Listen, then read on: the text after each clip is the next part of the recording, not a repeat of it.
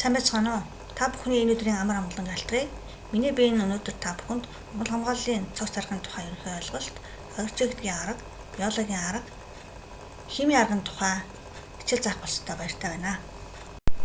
Өнөөдрийн хичээлийн агуулга бол 1-р Монгол хамгааллын цогц заргын тухай ойлголт, 2-р агрчигдгийн арга, түүний үйл ажиллагааны талаар орох болно.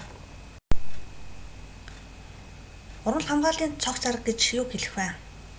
Эрүүл тармил ургал угуулах, пестицидийн хэрэглээг багасгах төрөл бүрийн менежмент төлөвлөлт, хортондоо тэмцэх арга барилуудыг нэгтгэсэн тариалангийн үйлдвэрлэлийг хэлнэ.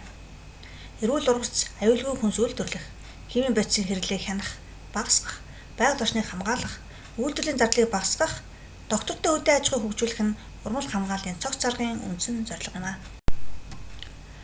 Урмал хамгаалах цогц зарга хэд хэдэн үндсэн зарчимтай.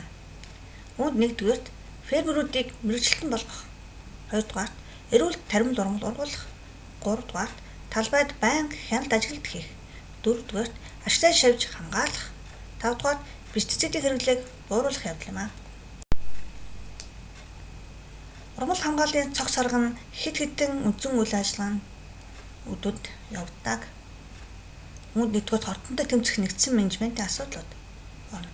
2-р урьдчилсан мэдээлэл буюу прогноз боловсруулах асуудал орно. 3-р хортондоо тэмцэх эдийн засгийн босго тоо тогтоох. 4-р хяналт мониторинг хийх. 5-р урмал хамгааллын арга хэмжээний дадлыг бий болгох. 6-р сургалт зохион байгуулах болон сургалтанд хамрагдах. 7-р урмал хамгааллын арга ажиллагааг хийх төлөвлөлт буюу төлөвлөгөө боловсруулах. Эцэст нь бүртгэл хөтлөлт хийх зэрэг үйл ажиллагаан дээр тогтно. Хөнөөлт зүйлийн эсрэг биологи, хим болон биотехнологийн дистралсан арга хэмжээг явуулахыг хөнөөлт организмын нэгдсэн хяналт буюу нэгдсэн менежмент гэдэг. Энэ хяналтын зорилго нь эдийн засаг, хүрээлэн бие орчин, эрүүл мэндийн эрсдлийг багасгах явдал юм. Хөнөөлт зүйлүүдийн хяналт буюу урмал хамгааллын цогц заргын тэмцэх аргууд хэд байдаг. Үүнд бол физик механикийн арга, агротехникийн арга, биологийн, химийн, хяналт мониторингийн, хориод цэрийн, энгийн болон биотехникийн арга гэж байна. Эдгээр аргуудыг фермер хүн сонгож хэрэглэх бөгөөд ээлжлэн зөв технологийн дагуу хэрэглэх хэрэгтэй байдаг. Урмал хамгааллын арга ажиллагааны үндсэн суурь арга хэмжээний нэгд бол урьдчилан сэргийлэх арга хэмжээ ордог. Энэхүү урьдчилан сэргийлэх арга хэмжээний үндсэн дээр суурьлаж ариутгал халдваргүйжилт явагдана. Ариутгал халдваргүйжилт хийсний дараа бол биологи болон физик, механик энгийн аргуудыг тодорхой зөв хугацаанд, зөв давтамжтайгаар, зөв технологийн дагуу хэрэглэх шаардлагатай. Эцэст нь хэлэхэд химийн бодисын хэрэглээг зайлшгүй шаардлага гарсан үед хэрэглэх технологи юм. Энэхүү технологиг урмал хамгааллын цогц зарлагын гурвалжин буюу пирамид гэж нэрлэдэг.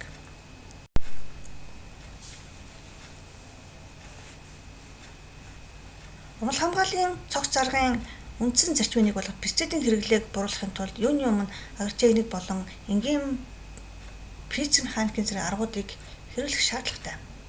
Эдгээр аргуудыг хэрэглэхдээ зөв хугацаанд, зөв технологийн дагуу хэрэглэхээр амжилтанд хүрэх болно. Үүний дараа бол сорт сонголтыг зөв хийх, хөрсний үржил чимийг хянах, сайжруулах, хортон шавж өвчин, хог урмалын нөлөөг зөв тодорхойлох, талбайд байнга ажиглалт хяналтыг хийж чадвал пестицидийн хэрэглээг бууруулж чадна. Урмал хамгааллын цогц заргын үндсэн ойлголтуудын нэгд урьдчилсан мэдээлэл буюу прогноз боловсруулах явдал зайлшгүй ордог.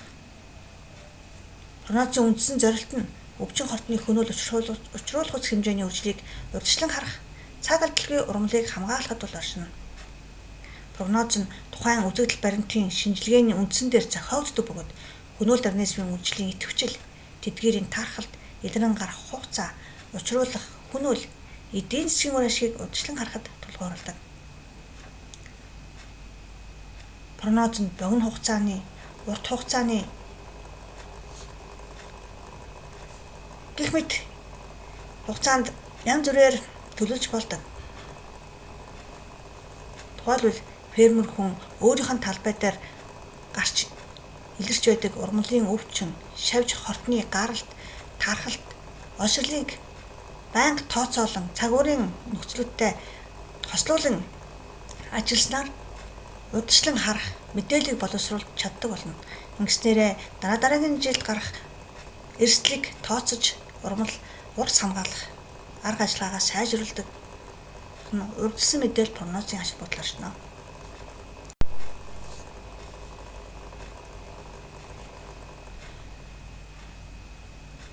Ургамал хамгаалах цог царгын үндсэн объект нь бол хөнөөлт организм юм.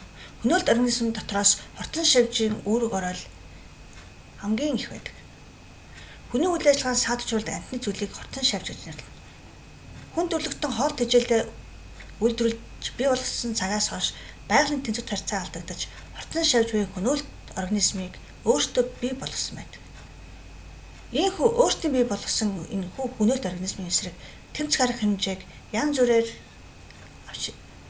хийсээр иржээ. Иймд хортондоо тэмцэх гэсэн ойлголт бий болсон.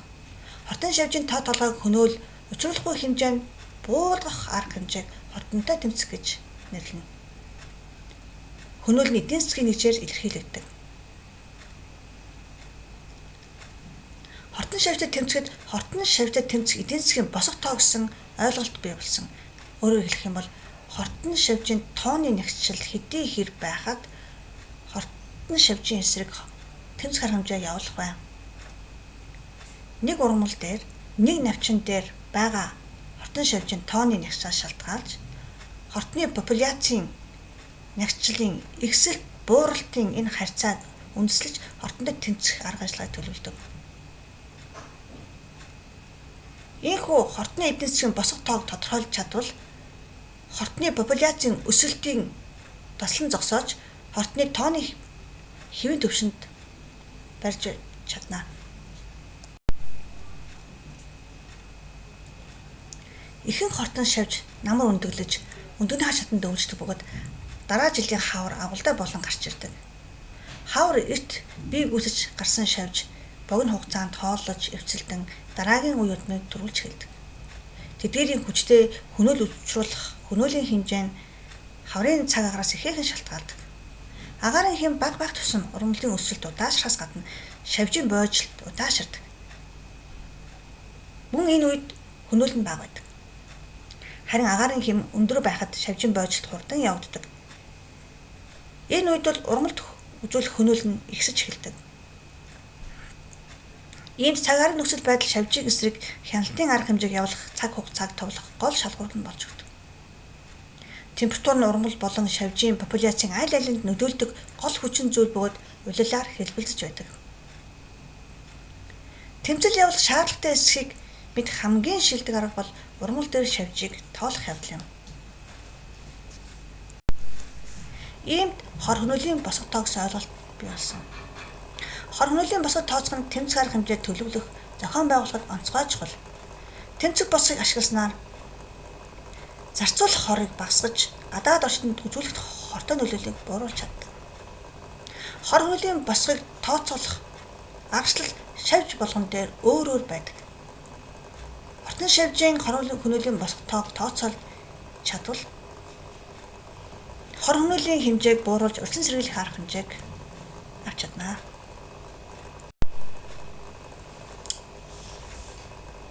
Ургамал хамгааллын цогц арга хэмжээг хэрэгжүүлэхэд ургамал хамгааллын арга хэмжээний дадлыг эзэмших нь маш чухал байдаг.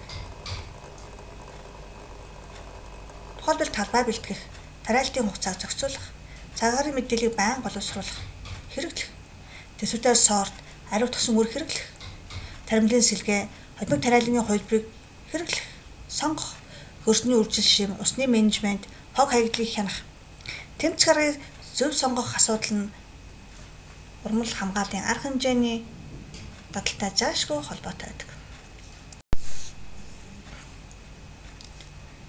Ургамал хамгааллын цогц аргыг хэрэгжүүлэх эхний алхам бол мэдлэг олж авах. Мэдлэгийг танхим болон талбайн сургалтанд хамгаалж олж авч болно. Харилцан бие биедээ мэдлэг түгээж болно. Өөрийн болон бусдын алдаанаас суралцаж болно. Сургалтанд хамрагдсанаар тухайн хүн фермер дадлагжин, мэдлэг олж авна, суралцсан, хөгжин биедээ багшлана. Ажимдаа туршлага хуримтлуулж эцэст нь чадвар эзэмсэн мэргэжилтэй боловсон хүчин бий болно. Ургамал хамгааллын арга ажиллагааг явуулахад юуны өмнө төлөвлөлт буюу төлөвлөгөө боловсруулах зайлшгүй хэрэгтэй. Юуны өмнө ерөнхий төлөвлөгөө гаргах хэрэгтэй. Үүндээ төлөвлөгөө задлаж тус бүр дэлгэрэнгүй төлөвлөх хэрэгтэй. Төлөвлөгөөг ажиллах хүч, техник болон бусад хүчин зүйлийг үндэслэн гаргана. Ажлыг төлөвснээ дагуу хийх эрч хүч, итгэл, үнэмшилтэй байх хэрэгтэй. Эцэст нь бэлтгэл ажлыг сайн хангах шаардлагатай. Ургамал хамгааллын цогц арга гэж юу хэлэх вэ? Эрүүл тармил ургамал угуулах, пестицидийн хэрэглээг багасгах, төрөл бүрийн менежмент төлөвлөлт, хортондоо тэмцэх арга барилуудыг нэгтгэсэн тариалангийн үйлдвэрлэлийг хэлнэ. Эрүүл ургац, аюулгүй хүнс үйлдвэрлэх, химийн бодисын хэрэглээг хянах, багасгах, байгаль орчныг хамгаалах, үйлдвэрлэлийн зардлыг багасгах, доктортой үдэ аж ахуйг хөгжүүлэх нь ургамал хамгааллын. Ургамал хамгааллын арга ажиллагааны үндсэн нэг аргат бол хяналт мониторинг хийх арга ордог. Хяналт мониторинг хийх аргын нэг хэлбэр бол хайлт хийх явдал юм. Хайлт хийх зорилго юу вэ? Нэгдүгээр шийдвэр гаргахад. Хоёрдугаар үр дүнгийн шинжилгээ хийх зорилготойгоор хайлтыг хийдэг. Хайлтыг хэн хийх вэ? Мэдээж фермер ногоочд өөрсдөө хийнэ. Мэргэжлийн судлаачид хийнэ. Хөлсөөр хүн ажиллуулж болно. Хайлт гэж юу вэ? Хайлт хийх гэдэг нь байнга тогтмол үзэл шалгалтыг тармил дээр хийхийг хэлнэ. Юу хайх вэ? Мэдээж шавжийн өндөг, агуулдай хүрэнцэр байгаа эсэх. Тэдгээр шавжийн тооны олшрол, нягчил хэдий хэрэн байгаа тооцоолж хайлт хяналт хийх хэрэгтэй. Мөн ургамлын навчинд өөрчлөлт гарч байгаа эсэх. Өнгөний хувилбар, өнгө хувирах, хэлбэр өөрчлөгдөх, тол бөмбөр тогтох, гэмтэл байгаа эсхийг хянаж хайж үзэх шаардлагатай. Хайлтын тодорхой давтамжтайгаар тармилт хөнөөлт шавжийн үнэлэг хийх замаар тэмцэх арга хэмжээний шийдэл гаргах мэдээллийг боловсруулахад хэрэглэдэг арга юм а.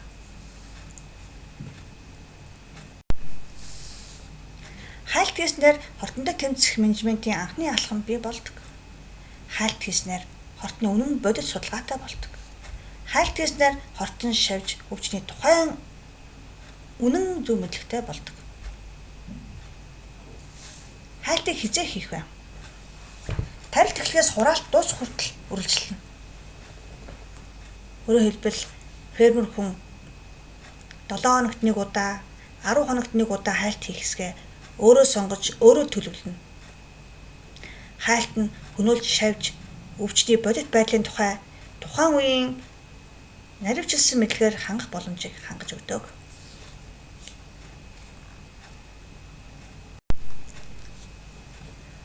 Хайлтыг хийхдээ багц материал ашиглах шаардлагатай байдаг. Юуны өмнө ном гарын авлагатай байх ёстой. Учир нь гэвэл ургамлын өвчин, шавжийн шинж тэмдгийг ном гарын авлага харж таньж мэдэж болно. Мөн томруулах шилтэй байх ёстой. Яг гэвэл ихэнх шавж хортон шавжийн биеийн хэмжээ маш жижигхэн, гол төлөө ургамлын навчны доор, углуурганд, үр жимсэн дотор далд байрласан байдаг. Ийм тэдгээрийг томруулж харах шаардлага зайлшгүй гардаг. Мөн тэдгээр шавжийг таньж мэдхийн тулд түүж авах сав хэрэгтэй байдаг. Ялангуяа хит их жижигхэн нисдэг шавжийг бол гар аргаар хийсэн сорвол ашиглаж сорж авч болно. Мөн янз бүрийн шавж барих өрхүүдийг ашиглаж болно. Үүнд бол наалдуулагч шар цаас, цэнхэр цаасан өрхийг тодорхой давтамжтайгаар ургамал дээр үлгэж хяналт хийж болно. Эцэст нь бүртгэлийн дэвтэр ашиглаж хайлт хийсэн бүх тухайн үеийнхаа тэмдэглэлийг хөтлөх шаардлагатай. Хэрхэн хайлт хийх вэ? Таримлын талбайд энгийн болон MW хэлбэрээр талбайн захаас дотогш диагонал байдлаар эхэлж үзлэг хайлтыг хийж тэмдэглэл хөтлөнө. Энэхүү хоёр аргын алийг нь сонгосон тухайн талбайг төлөөлөхөц бүрэн хэмжээний хайлтыг хийж чадна. Эцсийн эхлэхэд ургамал хамгааллын цогц арга гэдэг нь харилцаа холбоо, хортондоо тэмцэх менежмент, мэдлэг нөөц, төлөвлөлт болон зохион байгуулалтандаа суурилагдсан хэрэглэгч, үйлдвэрлэгч, борлуулагчдын 3-ын сүлжээн дээр суурилагдсан хүрээлэн бие орчны аюулгүй байдлыг хангасан, нийгэмд хүлээмж зөвшөөрөгдсөн эдийн засгийн довтолтой байдлыг хангасан энэ бүх харилцаан дээр ургамал хамгааллын цогц арга хэмжээ тогтноо.